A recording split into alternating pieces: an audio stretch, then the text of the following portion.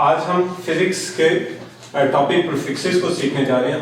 तो हमने आज देखते हैं कि प्रीफिक्सेस फिजिक्स के अंदर किस तरह इस्तेमाल होता है और हमारे किस तरह हेल्प करता है।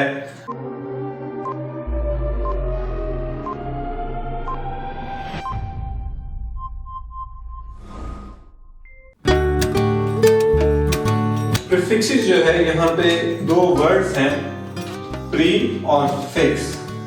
इन दो वर्ड से मिलके बना है प्रीफिक्स। प्रीफिक्स मोस्टली जो इसका जो पहला पार्ट है प्री वाला, इसका मतलब हमेशा होता है पहले आने वाला, प्राइमरी भी प्राइमरी से है।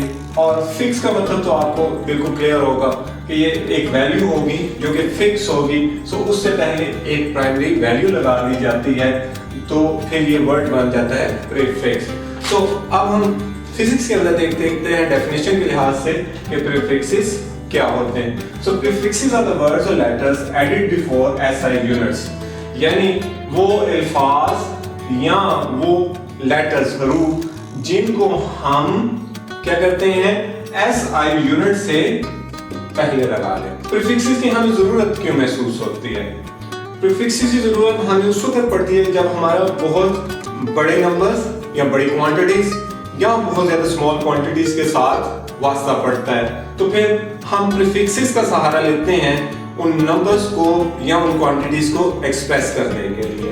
सम क्वांटिटीज आर आइदर स्मॉल और लार्ज, यानी वो कुछ क्वांटिटीज हैं बहुत बड़ी होती है या बहुत छोटी होती है, so it's difficult to record them in a time और अंडरस्टैंड, यानी उनको हम कम वक्त के अंदर जल्दी लिख नहीं सकते और उनको हम जल्दी से समझ भी नहीं सकते, तो मुश्किल होता है। हम फिर क्या करते हैं प्रीफिक्सेस का सहारा लेंगे।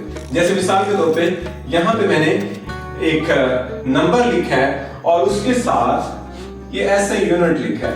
अब ये ऐसा यूनिट जो है इट स्टैंड्स फॉर मीटर, यानी लेंथ का है ये, और ऐसा यूनिट है। और इसी तरह यहाँ पे एक और मैंने एग्जांपल लिखी है ग्राम, और ग्राम ये भी हमारा किसके लिए है, मैथ्स या मैथ्स के लिए हम ग्राम का जो है ऐसे यूनिट इस्तेमाल करते हैं, और यह आपने पिछली वीडियोस के अंदर देखा होगा।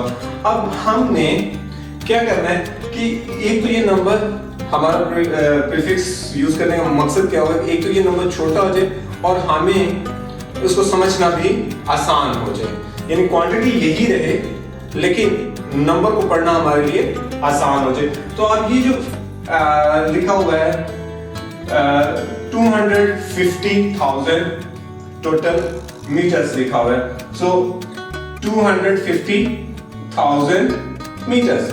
अब इसको हम कन्वर्ट कर लेते हैं प्रीफिक्स लगा के, ताकि हमारे लिए इस जो क्वांटिटी जो हमारे पास दी हुई है लेंथ की, उसको समझना आसान हो जाए। तो क्या होता है कि हर जो भी नंबर है, अगर यहाँ पे कहीं पे भी उसमें पॉइंट मौजूद नहीं है, तो उसके हमेशा बिल्कुल एंड में क्या होगा पॉइंट, यानी यूनिट प्लेस जो है, यूनिट यहाँ में जिसे वंस कहते हैं, उस प्लेस से बाद में यानी जो राइट साइड है उस साइड पे क्या होगा हमारा पॉइंट मौजूद होगा। अब इस पॉइंट को हम क्या करते हैं 3 डिजिट पीछे मूव कर लेते हैं, यानी 1 2 और 3 यहाँ पे ले आता हूँ, तो ये क्या हो जाएगा 250.000 multiply by 10 raise to power. अब मैं इसके साथ मल्टीप्लाई बाय 10 लिखूंगा ताकि मैं ये जो है 3 जीरो जो इनको खत्म कर लूं। अब यहाँ पे ये पॉइंट मैंने लगा लिया, ये 3 जीरोस जो लिखे हैं, इनको लिखूं या ना लिखूं कोई फर्क नहीं पड़ता, लेकिन हम इसको नेक्स्ट जो है स्टेप में इसको क्या करेंगे खत्म करेंगे। तो मैंने कितने पॉइंट्स पे इसको मूव किया है 1 2 और 3, तो 3 मीटर्स। अगर मैं ये पॉइंट यहाँ से हटा देता हूँ, so is equal to 50 multiply by 10 raise to power 3 metre. अब ये जो है 10 raise to power 3 it stands for kilo, इसका मतलब होता है किलो, यानी 1 किलो। इसको अब हम क्या करेंगे, जो 10 रेज़ टू पावर 3 लिखा है इसकी जगह हम किलो लिख लेंगे, तो ये कितना है, क्या हो जाएगा 250 किलोमीटर्स। यानी आप देखें इस नंबर को हमारे लिए समझना, इस क्वांटिटी को हमारे लिए समझना आसान है बनिस्बत इस कैलकुलेशन के कि हम यहाँ से इसको यूनिट 10, 100, 1000, 10,000 लाख या 1000, 10,000, 100,000 करके तो अंडरस्टैंड करना जरा मुश्किल हो जाता है। लेकिन अगर हम यहाँ पे देखें तो 250 किलोमीटर हमारे लिए इसको समझना और अंडरस्टैंड करना आसान है। तो ये प्रीफिक्सेस की मदद से हमारे लिए बड़ा आसान हो जाता है बड़े नंबर्स को छोटे नंबर में एक्सप्रेस करके उनको समझना। इसी तरह यहाँ पे एक और एग्जांपल मैंने आपके लिए लिखी है 631,000 ग्राम्स। अब हम इसको प्रीफिक्स के इस्तेमाल करके छोटे नंबर में कन्वर्ट कर लेते हैं। तो अगर हम देखें तो जिस तरह यहाँ पे बिल्कुल यूनिट प्लेस के बाद जो है राइट साइड के ऊपर पॉइंट जो है वो मौजूद है, तो हम क्या करते हैं वो पॉइंट यहाँ पे लगा लेते हैं। तो 631,000.00 ग्राम। अब ये 00 मैंने वैसे ही लिख लिया, कोई जरूरत नहीं है, अगर हम इसको ना भी लिखें तो कोई फर्क नहीं पड़ता। सो यहाँ पे पॉइंट मौजूद है और मैं इसको क्या करता हूँ, क्योंकि मुझे 10⁻³ लेके आना है, इस वजह से कि मुझे समझ अभी आपको लिए भी आसानी होगी समझना कि 10⁻³ जो है वो क्या होती है, किलो के बराबर होती है। तो इसीलिए हम पहले इसको सीख लेते हैं और उसके बाद फिर हम मेगा और गीगा की तरफ भी चलेंगे, उनको भी समझने की कोशिश करेंगे कि वो क्या होते हैं। तो यहाँ पे मैं 3 डिजिट पहले उस पॉइंट को मूव कर लूंगा, तो क्या हो जाएगा 631.000 मल्टीप्लाई बाय 10⁻³ ग्राम। क्यों?